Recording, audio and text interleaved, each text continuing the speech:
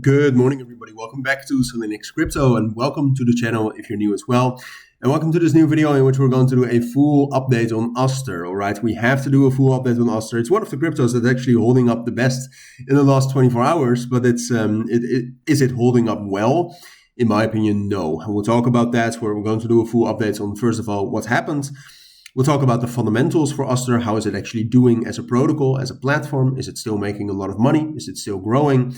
And then we'll talk about the price. Now, first of all, the price as it stands right now is not really moving very, very well. Obviously, yesterday we had a ton of momentum and we left a major imbalance. So it's also, we can still bounce. And ultimately, I actually do expect us to bounce, but we'll get to that later, even though I don't really like this coin, and I'll tell you why as well. But so far, we just rejected at the top of the range at 1.25. And with the bearish pressure that we had over the course of today, we also pushed down below the previous month point of control.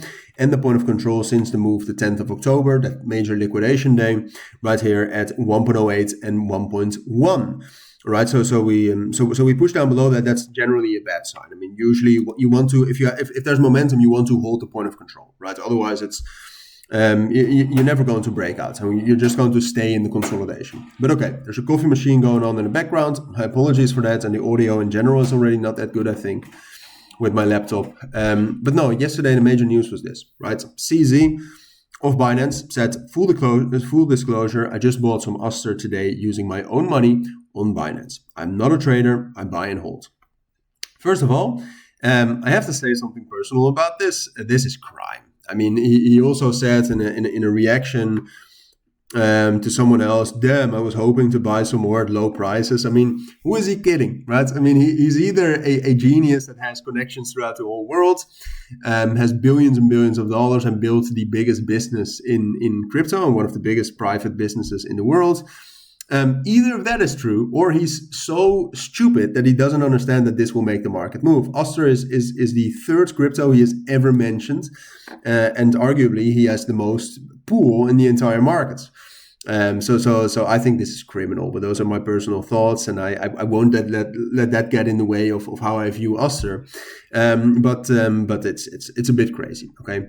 But that is what happens, right? That's why the price pushed up. I saw it quite early. I did not buy because just no appetite in that, and honestly, I have quite a lot of positions open. Auster itself is doing quite fine. I mean, obviously, it's not doing as much fees anymore, and the TVL is not growing anymore as it was early October, which was very much the heyday of Auster.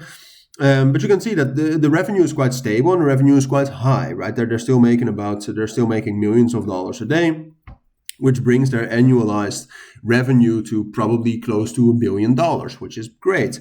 The TVL is decreasing though, right? The TVL is decreasing. Can we also see open interest? I don't think this is open interest on their network though. Now, the open interest is also decreasing. So usage is declining, but they're still making a lot of money, right? And they're also using that for buybacks. So fundamentally, I'm relatively neutral on Auster. However, this price action is just very bearish. And of course, the market circumstances haven't been great either. You can see Bitcoin push down right here, and it's still pushing down as we speak. So that is definitely going on.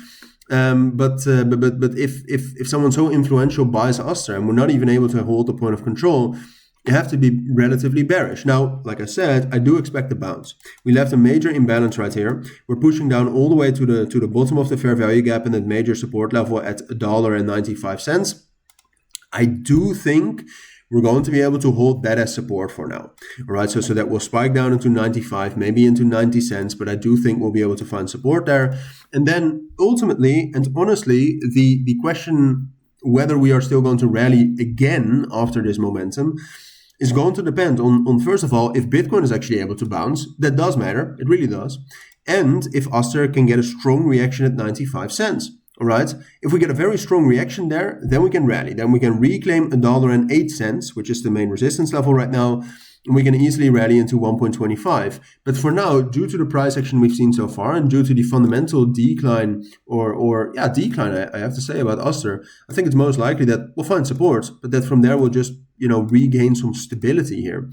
And ultimately continue the price action as we've seen it for the last 4 days or so. And then from there, At some point of time, we are obviously going to break out, but that is something I'll have to judge after we have some more price action and some more market price action as well. So I'll keep you updated on that. For now, I think that's everything you need to know. So thank you for watching, everybody. Take care, stay safe in these markets, and bye.